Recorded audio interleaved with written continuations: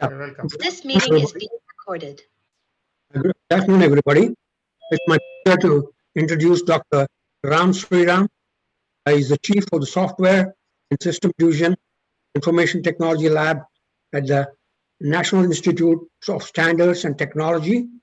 And prior to joining NIST, he was on the engineering faculty, he was a professor at the Massachusetts Institute of Technology, and was instrumental in setting up the Intelligent Engineering Systems Lab. Dr. Sriram has co-authored or authored more than 275 publications, including several books. And he was a founding co-editor of the International Journal of AI in Engineering. He has received several awards, including an NSF Presidential Young Investigator Award, ASME Design Automation Award, ASME CIE Distinguished Service Award, the Washington Academy of Sciences Distinguished Career Award, ASME CIE Division's Lifetime Achievement Award, and Lieutenant Colonel Christopher Rabel Distinguished Public Service Award, and IIT Madras Distinguished Alumni. And Sriram is a fellow of AAI, AIMBE, ASME, AAS, IEEE, INCOS, SMA, and Washington Academy of Sciences. He is a distinguished member of ACM, senior member of AAI, and he's a BTech from IIT Madras, MS and PhD from Carnegie Mellon. Welcome, Dr. Sriram, and thank you for agreeing to give this lecture. We appreciate that. Thank you very much, Dr. Raju. And I think you can see the slides now. Yes. Is it okay on your computer or? No, go ahead. Okay, so I'm going to go with this. For some reason, we have some technical issues of some monitor in the Zoom, and I could shift it to another computer, but in the interest of time, we already spent 10 minutes on this. So this is a kind of a rather long talk, but I'm going to let me see how I advance the slides here. Unfortunately, I'm not able to, once I'm in this mode, let me see if I can do this. Oh, okay. So I briefly discuss my idea of what a cyber physical social system is. Then I'll talk about some R&D challenges with respect to information technology. I'm in the software and systems division at NIST, and we do a lot of work on software aspects of things. So that's what this whole talk will be on. So for those of you who have been with the internet, you can see the rise of internet timeline. Started around in 1969, and with Windsurf coming up with the FTP TCP protocol, the thing became very popular after that, and it facilitated the wide-scale use of, at that time called the ARPANET, became internet later on. And I kind of grew with this system over the years, and you can see how this thing has evolved. In the 1980s, there's a lot of activity, late 80s, there's a lot of activity going on in here. And the companies like Google, Facebook, and all evolved. So this is what I think this was the state of the art around 2014, but 2014 anyway. But the question is, what next? So this is the kind of rise of internet. So what I'm going to talk about right now is the evolution of this thing and see where we are. So if you look at what's happening right now, actually this probably started about a few years ago, is this notion of Internet of Things, where you have the physical world and you're connected with the sensors. So you're interacting with the environment via the sensors, and there's a physical network. There are things like things, people, and so on. And so there's a lot of activity going on in terms of sensing the environment and actions taking place. So we call that as the Internet of Things, and some people call it cyber physical systems, depending on whom you talk to. These words are used interchangeably in the literature. So here is an example in the hospital room where you have a patient. Patient is connected to various devices which are connected to the internet, and constantly this patient is being monitored. So this is an example, and here is another example where you have a self-driving car, and that's Professor Rajkumar sitting in the self-driving car in CMU, where the car kind of drives on its own. but there's a lot of sensors which are here, which are again sensing the environment and certain actions are taking place. And here is something that we did in the Washington, D.C., where you have trash cans. Now, trash cans are instrumented with sensors too. So the trucks which are going to pick up the trash know exactly what is the state in that particular trash can and where the trash can is located and so on. So this was known as basically the Internet of Things. And here all we have here the systems, devices which are connected to the internet, and these devices are somehow or other sensing, and they can be part of humans or may not be. So then you have these systems are kind of connected together. We call it as the interconnected systems and control. You can see an example here, whereas the NASA robots here, there are two robots trying to build something on Mars. So where it's a collaborative kind of activity between various robotic devices. And here you can see how this kind of swarm of robots are synchronized and they kind of coordinate with one another. So that's a question of a connection. That's these systems are connected together, and then this whole thing is called it as a cooperative cyber-physical systems. So then we have also another phenomena that's happening, that is the notion of people. So you have the society, we have formal organizations, and within these formal organizations also similar things are going on, where you have sensing and acting. So we have this whole internet of formal social organizations, and we call it as the cyber physical social cyber physical human systems, or CPHS. And again, here is an example of CPHS where you have humans, formally humans in the loop, with other kinds of things. Like here is an example with these things are all can be connected, like different cities can be connected in the trash can example, or in the hospitals example, you have different hospitals and they're connected to one another through this process in a formal manner here. So then we have this whole thing called the social networks also evolving. Now the formal networks, which people have seen in many industries, GM, Ford, they have their own formal hierarchical architectures. Then you have these cyber social networks where you have people communicating with one another. And there is also this notion of social sensing and acting. So this is called the Internet of People. And these people are connected to one another across the globe. So when you have all these things together, we have what is known as the interconnected cyber-physical social systems. The other term that I have been using is smart network systems and communities. And around 2013 or so, Vint Cerf, remember the gentleman I mentioned before, he's known as the father of the internet. He and I kind of organized a symposium at the American Association for the Advancement of Science annual meeting on this whole notion of how the smart network systems and societies will work. So here is an example, again, in the trash collection case, where you have the citizens also were observing what is happening in the trash can, and they can actually go onto their computer and say, yeah, this trash can is filled, please come and is completely full, please come and pick up things.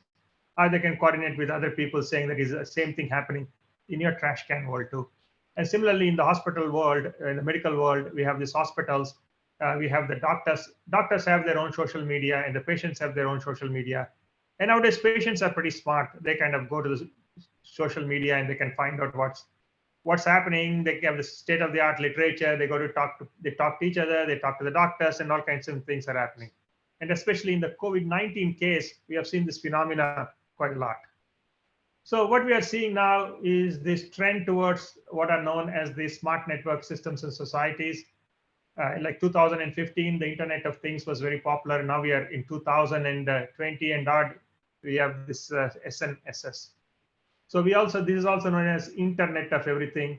And there's a lot of technological landscapes, lots of actors in the picture, a lot of companies are doing lots of things in this area. And there's also various sectors that these are being used, healthcare, transportation, and so on. Okay. So this is the kind of what is happening in the world of Internet of Everything. So essentially, what we have are the two things. One are these physical sensors, which are on various systems, could be on human beings. And then you also have the social human beings taking activity in this process. So there's a symbiotic relationship here between the human networks and the physical networks. So what are then the R&D challenges and the thing? And since you're all in the mechanical engineering, many, I guess this is, you are in the mechanical engineering area. The first part is the design. So design of these systems are interesting, because if you look at design as such, there's a definition that we came up with about 30 years ago, where design is a process where you construct the description of an artifact, process, or instrument subject to some constraints. So there's a lot of books which have come up on how to design Internet of Things. So you can see those books. Some of them focus on generic aspects of what Internet of Things are, and they give you some top-level view of design. And there are people which are like the one by Mark Klein, Raj Kumar, and Rajiv Allur. They go into more details of the cyber physical systems and embedded systems. So the focus of each of these books is kind of different. And let me give an example of the evolution of this design as such by taking case of these brake systems.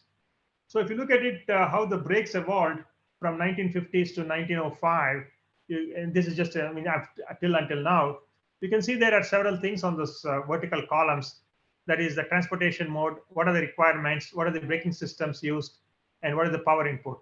Like, for example, in the earlier systems, the braking system used was this kind of a lever based with wooden block, as you can see. And this is actually an actual example of a system which I got it from the Mercedes Museum in Stuttgart. Many of these examples are taken from there. I went there and took some photographs of these things. Not for this lecture, but in general when I went there. So then you can see the evolution here in this. There is also this notion of this industry 4.0, as you would have heard. Many of you must have heard about this thing. And the first thing started with the industry 1.0, where you had some automation, but not a whole lot. And you can see where the cars had internal combustion engines, and the evolution of this brake system also is kind of changed a little bit here. Okay. Then you have, as the evolution of these cars happened, you can see that we had cars with rubber wheels. So your human action is pulling the lever with some kind of a wire. So then you have the industry 2.0, where you have the hydraulic servo systems, which are used for power amplification. And then you have in the recent past industry 3.0 and 4.0, where especially in 4.0, you have fully automated cars, and your requirement was autonomous driving, regenerative braking, and fuel efficiency. So one of the things that happened here is that there's integration of multiple systems. So if you look at a car actually is not a single mechanical unit or electromechanical unit, but it's also electronics, mechanical systems, and software, all of them integrated into one part. And that's where you need to design now. So now your design is not just designing the mechanical components, not designing your engine, not designing your braking system, but it also designing everything has to be looked from a holistic perspective. And in fact, the humans also come into picture as such. So the major question, so there's a lot of things are happening here. Now the control system has been shifting to electronic and digital era, and the parts are also becoming pretty small. And you have a combination of physical systems with electrical and cyber systems. So your kind of modeling is a multi-formalism modeling now. So you have geometry, differential equations for energy flow, fluid flow. You have software models of the braking systems, and so on and so forth. And also you have human-computer interaction, human-car interaction going on here. So there are a lot of interesting research issues here. What kind of design strategies we use for it? How do we tie all the systems into a coherent whole? There's this whole field called systems engineering or model-based systems engineering, which comes into this picture. And as some of you probably have noticed, like companies such as PTC and so on, they do have some packages which can help you design these systems. And the next issue is in terms of modeling. So if you look at any CAD systems that you that you work with, these are many of the issues. Like, for example, you have to input something into the system. Then once you input, the input could be in various formats, as we'll see later on. And traditionally, in undergraduate courses, they teach you basically geometry-based input, where you sit down in front of the computer and you kind of draw the particular device, and then you can do analysis and things like that later on.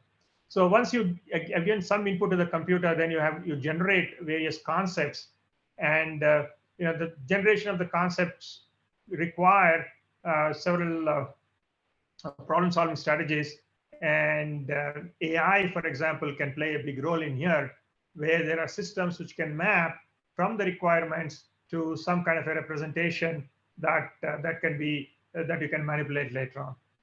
And then you have this notion of solution, which once you have come up with the system, you want to do all kinds of simulation analysis, and you can simulate the system, you can see how this works. And this happens, both in the design, the product world, and also in the manufacturing floor world, where you can simulate how manufacturing actually happens. The other part is creating knowledge, and especially in the knowledge intensive world, a lot of knowledge people are working on, people create knowledge all the time. And the idea is, how do you document these actions that you have taken, and how new knowledge is created and new knowledge is reused. You have this notion of storing, like if you take an example of Boeing, the airplane, its lifespan is probably 70 to 80 years. So you got to store your CAD diagrams, associated decision-making, design rationale, all of them in there, which should last this entire 70 years. But as many of you know, especially people who have worked from the 60s, that the storage mechanisms have changed over these years. I remember when I started, it was tapes. Now no one hears of tapes, and everything is in the cloud. So these things are changing over the years. And finally, you have this notion of exchanging information between the design world and the manufacturing world. And that exchange can happen both syntactically and semantically. And these are very important concepts, because just sending a geometry from one CAD system to another CAD system will not mean that you're going to get an accurate representation at the other end. There are some semantics that need to be encoded in there. For example, something perpendicular in one geometric system should remain perpendicular in another geometric system. So there's a constraint of 90 degrees that you have to also send. Finally, you have the security issues that you need to address. So when you do this thing, you got to kind of create a representation. So when you are talking about modeling, you're talking about modeling products, processes, people involved, and some events happening in this world. So if you look at the design world, design manufacturing world, you'll see that as you go from the conceptual stage to the final or manufacturing stage, there are different kinds of representation. Like initially, your representation may be more linguistic, like your engineering specifications may say that the car that the door has to take a particular force impact or something like that in a very English-like manner. Although these things need to be done in a very formal way, that's a different story. Then, as you go through this design process, you have other kinds. When you go to the conceptual design, you come into this notion of ontologies, where you can represent your product in a way that there's more semantics associated with it. And then as you're going further down, you go into more of analytical or mathematical kind of formulas that you develop, especially when you're talking about finite element analysis and so on. And then you can come back to linguistic representation later. So this knowledge represented, there's a paper that we wrote in 2013 on this thing, and people are interested can have a look at that on various kinds of representational schemes. So in terms of the knowledge representation, you can see that any of these products or even processes have this notion of different dimensions. In this case, in the terms of the product dimension, you have form, function, behavior, and various relationships. And in terms of the events, you can have different kinds of events. You have spatial events, temporal events, structural events. Like, for example, you're walking down the road and the car is going from one place to another place. So these are the kinds of things that needs to be captured. And here is an example that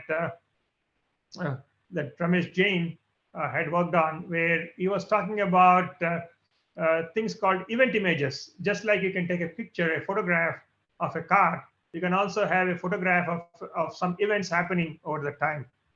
Take, for example, when Apple iPhone came around a long time ago, I guess 8 or 9 years ago, and this was some of the activities that happened in the country. You can see there's a lot of activity going in the in the East Coast versus the Midwest. So then you can take a temporal, you have the spatial part of it, and then you have the temporal part of it, where you can go over the days and see how the buying nature of people are changing across time. So you have both space and time around here, and these have to be captured. Similarly, if you talk about the cyber-physical systems, there's a whole notion of sensors. A car is fully instrumented here in terms of several kinds of sensors, as you can see. So all of them have to be represented in some way. And one of the things about sensors is when we talk about sensors, people think they're physical sensors. Like, for example, you can see a number of these sensors, which are physical sensors. But you have to also consider, because we are talking about people also taking part in this entire activity, we have what are known as a socio-physical sensors. So the social sensors and the physical sensors. The social sensors also are doing something interesting, because when people are sending messages across to other people, then there are certain patterns in there that need to be captured. And we have several examples where in one case, there were video cameras which captured a car or an SUV in New York, which was actually loaded with some explosives.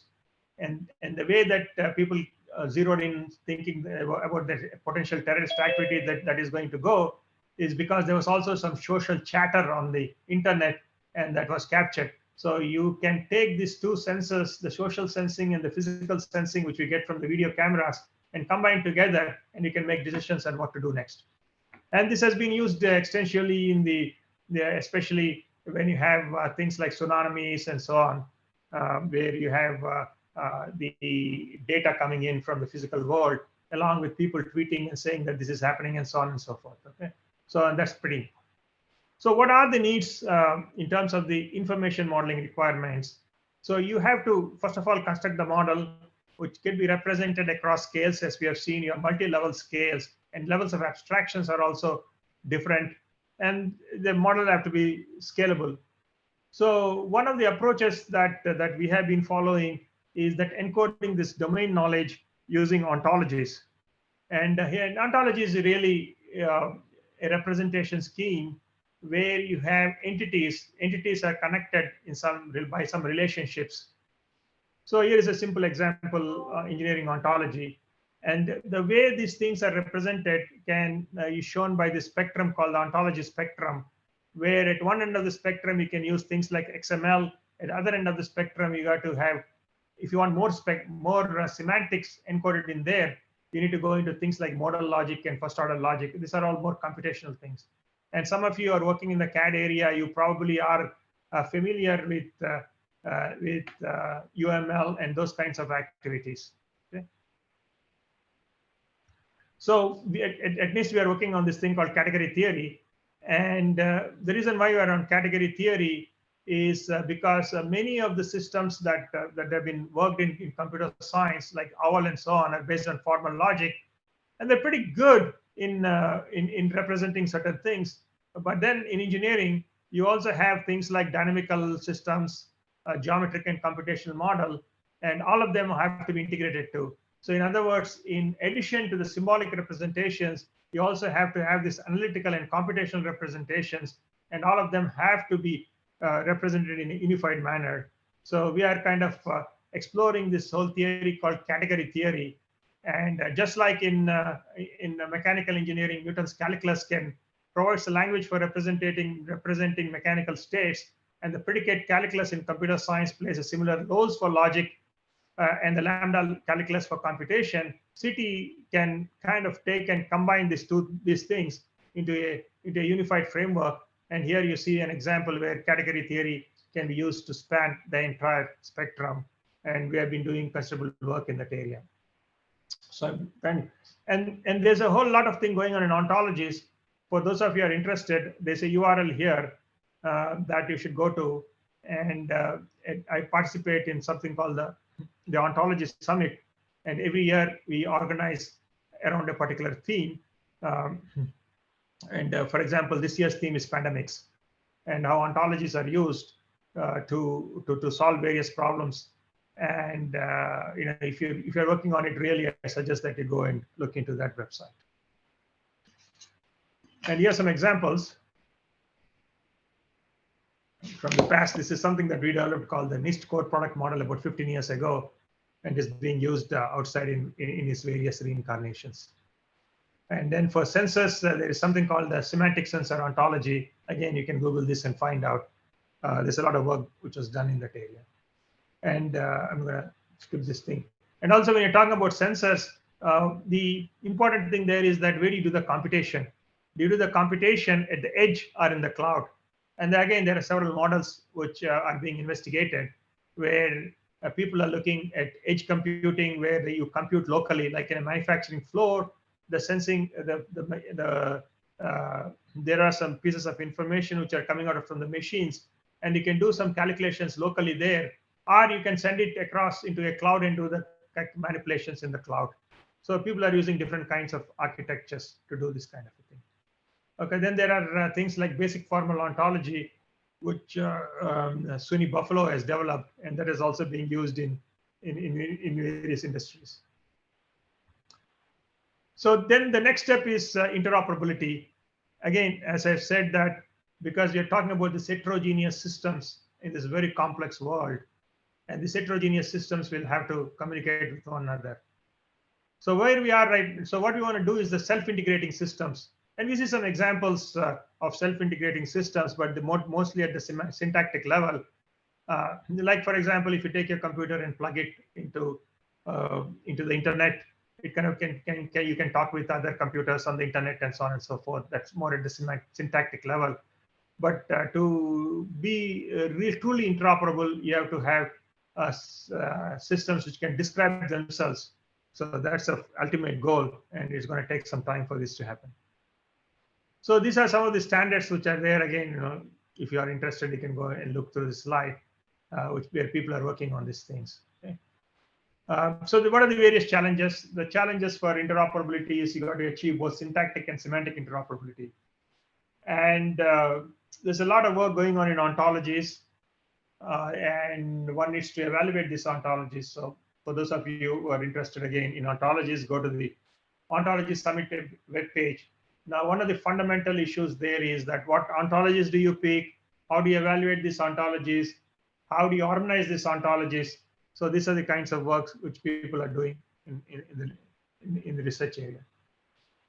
In terms of this, the smart network systems in societies, you will see that there are all this, there are people, there are sensors, and information is coming from the sensors and the people. So this needs to be combined together, and based on some events happening, some data which is flowing in, you got to make some decisions. So that's the situation detection. And based on that, you can make a decision and say, do this, do that, and things like that. For example, you might be right now, could be an asthma patient or something like that, and you're running somewhere, and there are sensors which are kind of detecting the air quality level, and that's sending the information into this ecosystem. And also, that there are some other people who are coughing, and they type it on in Facebook or whatever social media they're using, and that information also gets into this ecosystem. And you can combine all these things and say something is not very good in this particular area, and you can send a message to the person who's running saying that get out of the way. Since you've got asthma, it's not very good. Just move out and go into somewhere else. So these are the kind of analytics you have to decide. And you can think about many examples in many domains. So there's a lot of interesting things going on around here in terms of decision making. You can make decisions at several levels, the executive level, the middle level, and so on. And there are a lot of tools like mechanism theory, design, game theory, AI, and all those things are being pursued right now. Here is something that has happened in the Japan tsunami case, where people were getting data in different formats, like the Shotel data which is coming in, the sensor data which is coming in, and there's a lot of this messages data which came in, and people had to make decisions based on that. So you can see that within this whole data deluge, as people call it. There are several aspects that you need to look into, and what they're what are known as the 7 V's: the volume, velocity, variety, veracity, value, viewpoint, and visualization. So these are the 7 V's that you need to consider. Volume, you probably know what it is. Large amounts of data are coming in. Then you have velocity, how fast this data is coming in. What are the different modes of data coming in? That is a variety aspect of the data, like you have those messages that are coming in, and the sensor data that's coming in, the video data that is coming in. So a variety of data that comes in. Veracity is that how do you know that the truthfulness of this data, like how do you trust this data? That's a veracity. What's the value?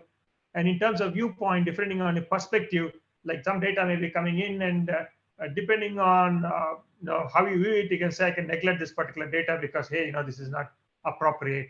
And finally, we have visualization. So you have to deal with not only data, but also information sources and knowledge networks.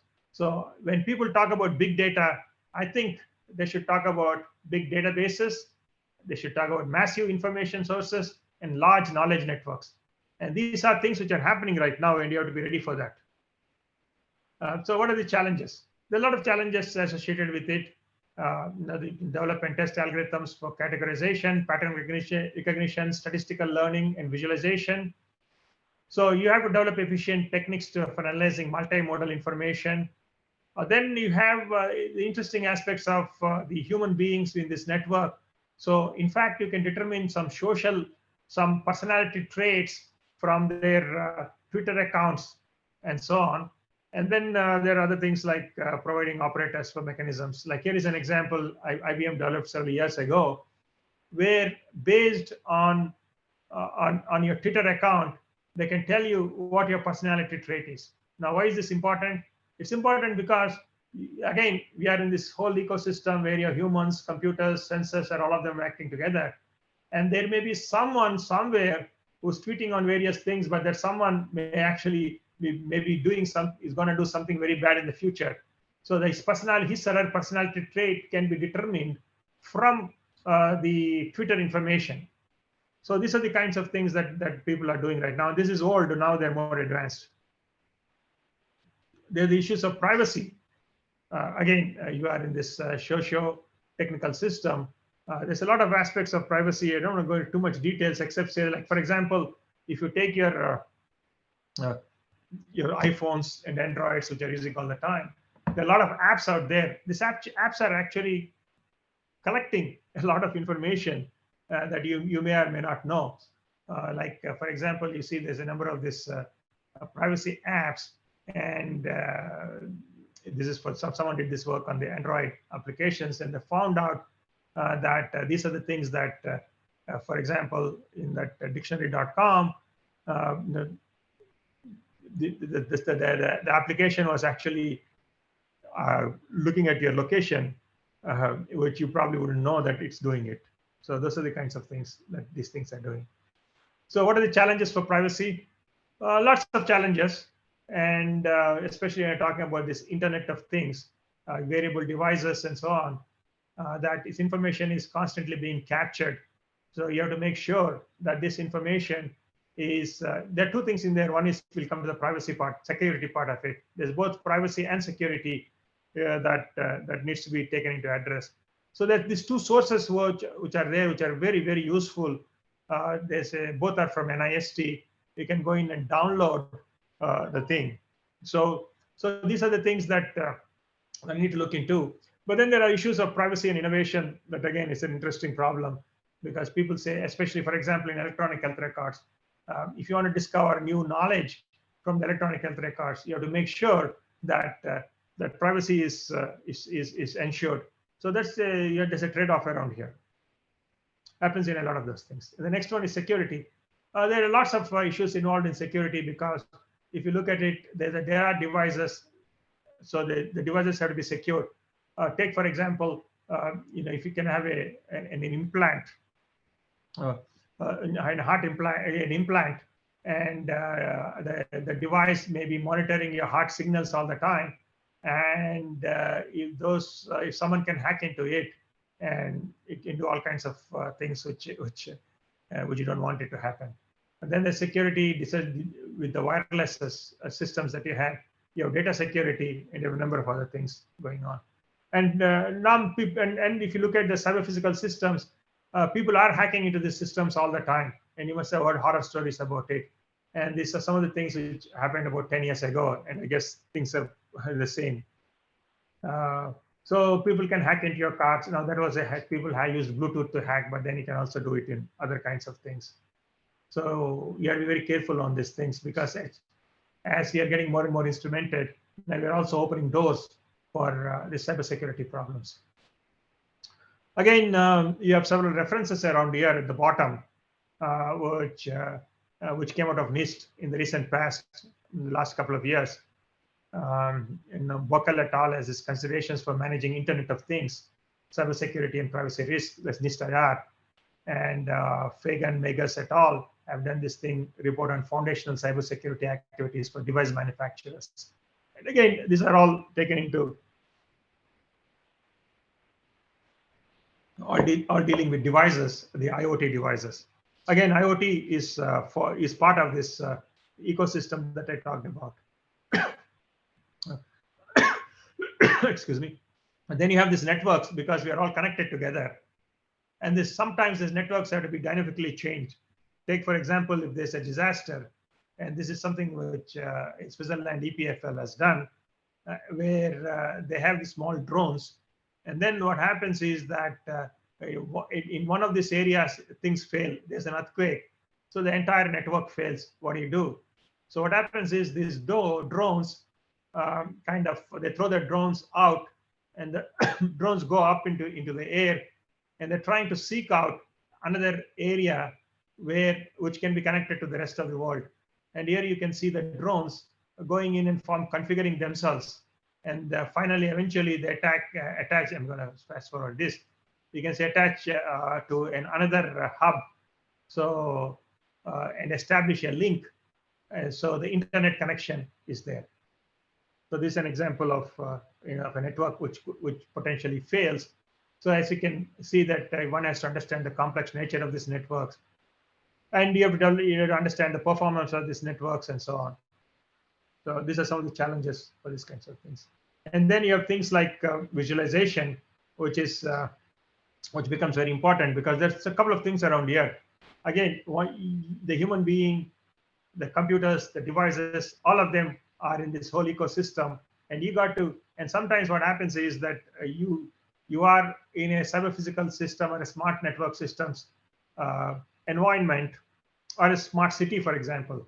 And in many countries, when you go there, they're digging out all over the place, and they say they're putting this fiber optics and things are going to be such smart cities. So in the smart cities, when you put a new entity in there, how does this new entity interact with the rest of the system? So that's the mental models of the users and systems, because there are users who are going to who are going to be part of this smart city, and they are interacting with the various ingredients of the smart city. And there's a lot of dynamics going on in there. And what is the division of labor and responsibility? So you have all kinds of things going on around here. And then finally you have these architectures and storages. There's this whole notion of these platforms going on, where you can see the different kinds, the transactional platforms, where they basically they facilitate the interaction between individuals and organizations. And you can, for those of you who use Amazon Prime, Uber, this is a transactional platform. Then you have things like innovation platform, where you have things like Mac OS and iOS and things like that, where you have actually they provide you some APIs to develop your own small little package, and you kind of interact with other programs through this API and so on. And you can see the iPhone is a great example of that. And then you have other kinds of platforms where you integrate all these things. And there is a organization called Sesame, which is funded by the Department of Energy, and they have this smart manufacturing platform.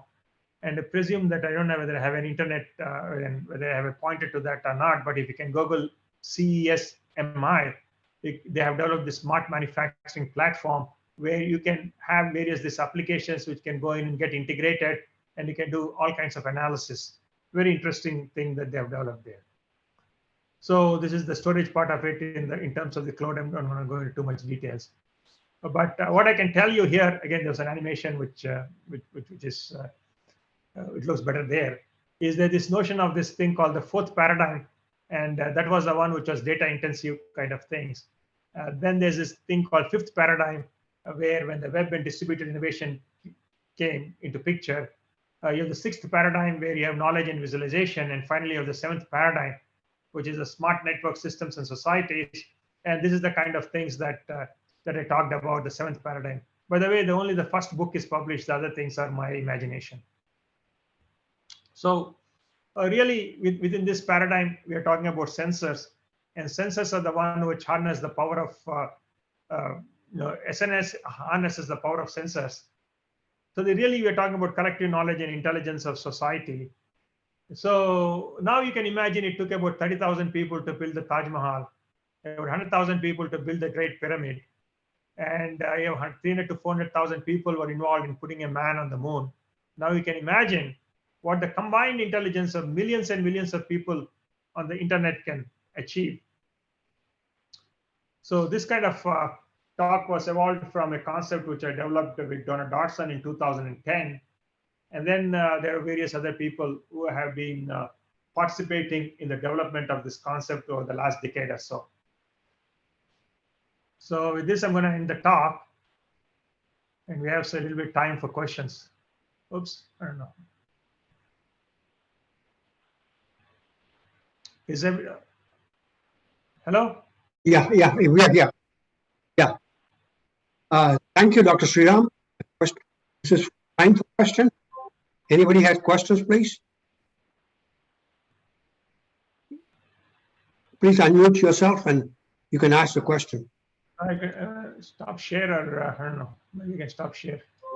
If anyone wants, I can share again. Let me see if there's anything on the chat. I don't see anything on the chat. Nothing on the chat. Anybody has any questions?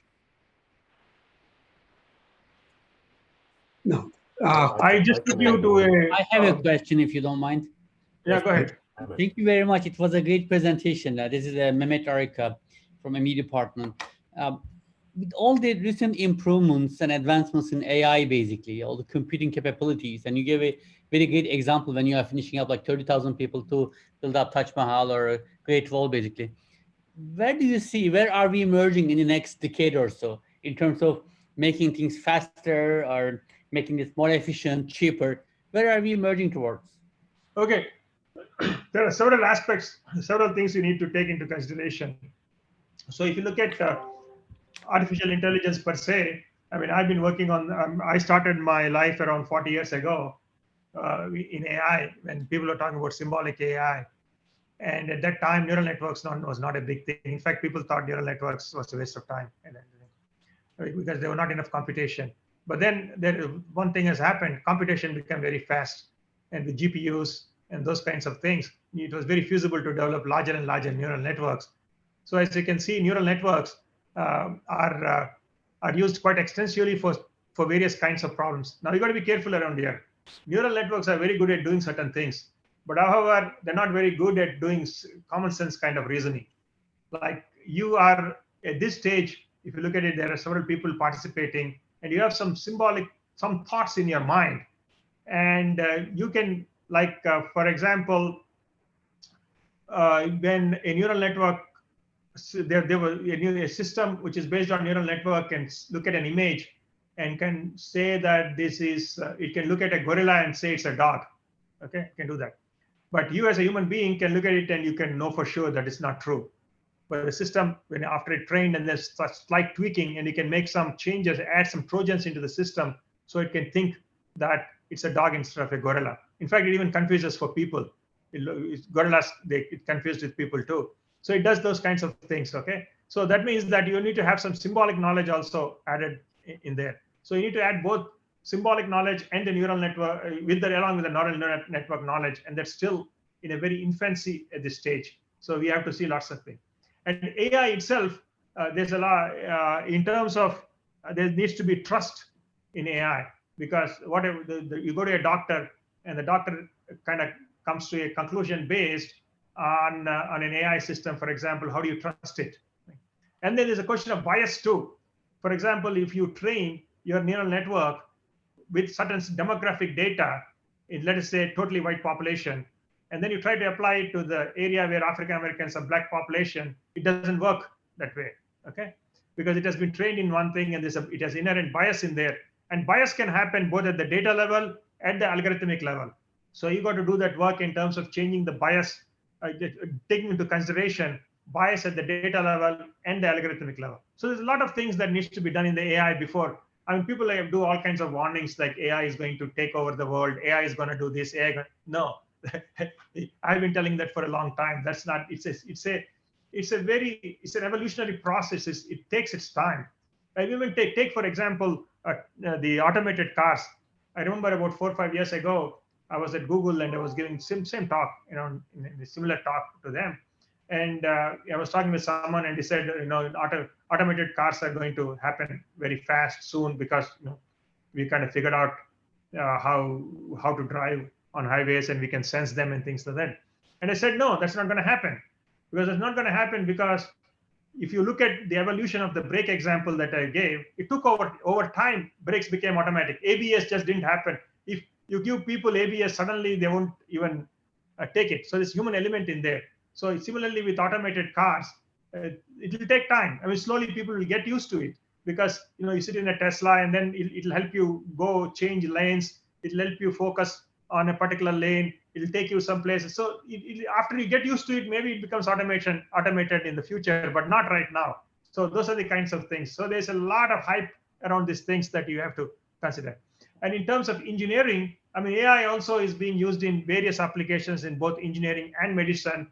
And again, there are a number of examples, as some of the research probably going on in your university too, where people are using for all kinds of manufacturing, sensing and rectifying errors and so on and so forth. So AI is being used. It will be part of your life, and it is part of your life already, but you don't need to worry about it taking over your life right now. When I say about so many people working together, yeah, I mean, there are some checks and balances that we'll have to keep. Thank you. Thank you very much. Any other questions anybody has? I can ask one. Yeah, sure.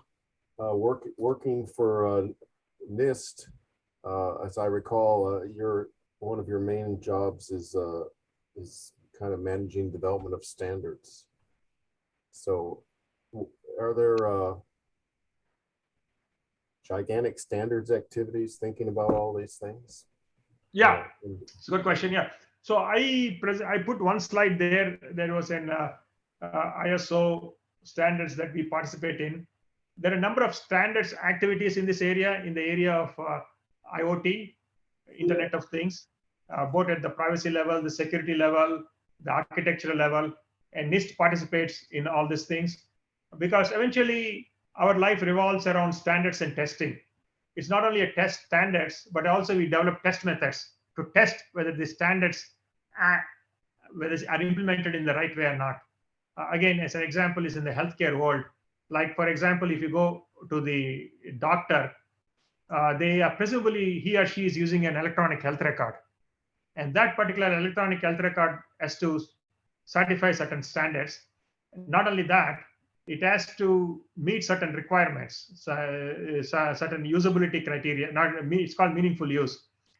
And every one of those EHRs will have to be certified using test tools developed by my division. Okay, so we develop the test tools so that they can test whether this is in compliance of certain things. So we work with both helping develop the standards, like through ontologies, doing research in ontologies, representational schemes, and those kinds of things. And not only that, we also develop test techniques so that you can test whether the standards are implemented in the right way or not. Right. So it's a two-phase thing. And in the meanwhile, we also do some fundamental research on the science. A lot of times what happens is, if you were to understand how a system, you have to come up with a standard for a system, you have to understand how the system works. So while doing so, we kind of come up with certain things for which we got about 6 Nobel Prizes in physics, because they're trying to come up with a time standard. They're trying to make clocks more and more efficient. So they go to the atomic level, into the quantum level, and then they do some experiments on that for which they got Nobel Prizes. Yeah. Yeah, you don't generally get those for developing standards, but that is along the way you can. I was wondering if there were certain professional organizations or standards organizations like ISO or others that have kind of become the leader in Internet of Things standards. Yeah, so we do work with them very closely in terms of let me see, I had one slide. And I know ASTM is very big in material characterization standards, and I just wondered if any particular organization outside of NIST has somewhat become the dominant player in Internet of Things standards. Let me see if I can share this one. Do you see something here? No? Not yet. We got a blue screen. We don't. Yeah. Oh, okay. So I have to stop share and try again. I don't know why I'm having this problem here, but let me see. I'll just use this one, okay? And do you see these things, some IoT related activities and STOs? Yeah. So here these are all there's a US counterparts, ANSI, and so on. And then also you have this IEEE standards, ISO, IEC, they have this ISO, IEC, JTC1, they have this, SC, the working group, IoT, and then a subcommittee, and so on and so forth. So these are all there. The standards are, we participate in these standards activities because NIST is not really a standard development organization because there are only a few standards that we do by law. Otherwise, we basically participate in standards. But so we don't really develop the. You're not going to endorse any one of them as taking the lead at this point. Yeah. But we also do work with the universities. But I was just wondering if IEEE or ISO or one of those. Yeah, they're the IEEE, ISO, all of them we work with very closely. We work with the maybe 100 standards organizations closely on various aspects of the things. Okay. And in fact, I have a whole lecture on just that part, on various standards and how you interact with them and what's the process. Because what I've seen. So in terms of this, we also have other things which you might be interested in. We do have interactions with universities in various aspects, depending on what kind of work that you're doing. We do have a program called SURF, which is a summer internship program for students who can spend a summer in NIST in various kinds of things. For example, if in the computer science world, they come to our lab. In the manufacturing world, they go to the engineering lab, so on. So this is, I suggest for your students to go in, look into that. We also have sabbatical for professors who can come here and spend 6 months and so on and so forth. There's a lot of interactions we do with the universities. Now, there's the advantage of the local universities around here. That is the universities like University of Maryland and so on and so forth, and they're local to us. And also I think you'll probably see call for proposals. NIST has this program called the PrEP program with various universities. And the way it works is that the university writes a proposal to NIST saying that, we are going to kind of work with you on various aspects of mutual interest and so on and so forth. And this gives them some kind of a blanket contract or an agreement to them. And the advantage of that is that if you were to kind of do some research with NIST, you don't need to go to the formal proposal writing process, but you can kind of come up with a mechanism where NIST can support some of your students and so on and so forth. So that's something that will come out soon. So look out for that. But then the university as a whole has to apply for it, not a single department. And right now we have, like, for example, University of Maryland, Johns Hopkins, Brown University, and some local universities around which are part of this PrEP program.